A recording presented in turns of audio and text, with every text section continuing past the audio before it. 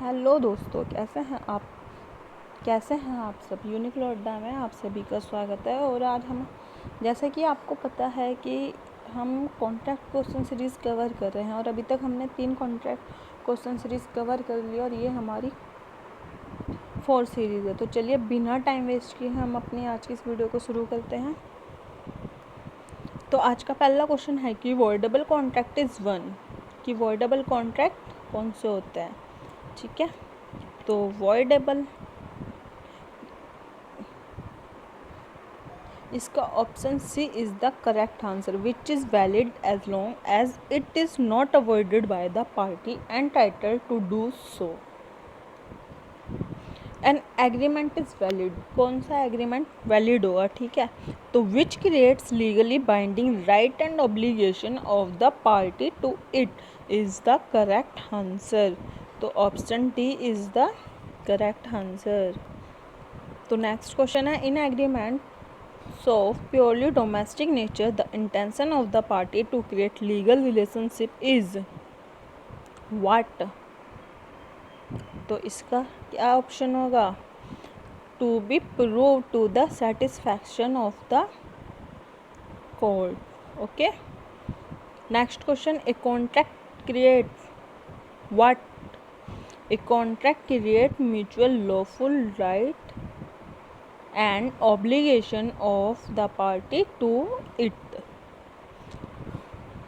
ये क्वेश्चन को ध्यान से पढ़िएगा क्योंकि लॉ एंट्रेंस एग्ज़ाम में मोस्टली इसी तरीके के क्वेश्चन पूछे जाते हैं। और अगर आपका कॉन्सेप्ट क्लियर है तो बस वो इन्हीं क्वेश्चनों को ना घुमा फिरा के पूछ लेगा। ठीक है, तो चलिए देखते हैं next question. A promise to pay his son B a sum of rupees 1 lakh if B pass CA exam in the first attempt. B pass the exam in the first attempt but A fail to pay the amount as promise. B files a suit for recovery of the amount. State whether B can recover the amount under the Indian Contract Act 1972. हाँ जी, तो comment करके जल्दी से बताइए कि इसका कौन सा ऑप्शन राइट होगा। Option C is the correct answer, B has no remedy against A. ये प्रीवियस सीरीज में भी क्वेश्चन था। Next question, A and B of Srinagar entered into a contract on 1st September 2006. As per the provision of the Indian Contract Act, can they enforce the contract? बताइए। No, because the act does not extend the state of Jammu and Kashmir. Okay? क्योंकि Jammu and Kashmir का तो अपना सब कुछ अलग है ना।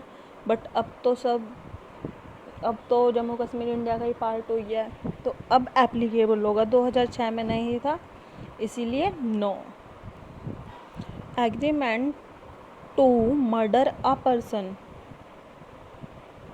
ये एग्रीमेंट कैसा होगा, क्या इसको हम एनफोर्स करा सकते हैं। तो no, can not be enforceable by law.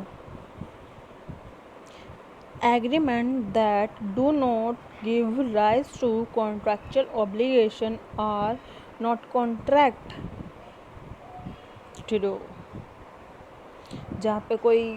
जब किसी कॉन्ट्रैक्ट में ना ही कोई लीगल ऑब्लिगेशन होगा तो कैसे एग्रीमेंट बनेगा।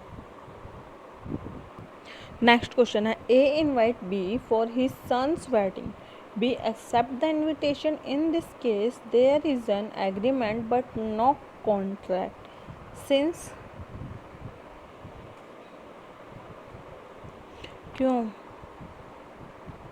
क्योंकि यहाँ पे कोई ना लीगल रिलेशनशिप अराइज नहीं होता है और एक लॉफुल एग्रीमेंट या कॉन्ट्रैक्ट होने के लिए ना उसका लीगली एनफोर्स होना सबसे ज़रूरी होता है। ये एक सोशल एग्रीमेंट है। ठीक है, तो there is no intention to create any legal relationship. I hope आप सभी को आज की वीडियो पसंद आई होगी, तो प्लीज़ वीडियो को लाइक से सब्सक्राइब करना मत भूलिएगा। Thank you.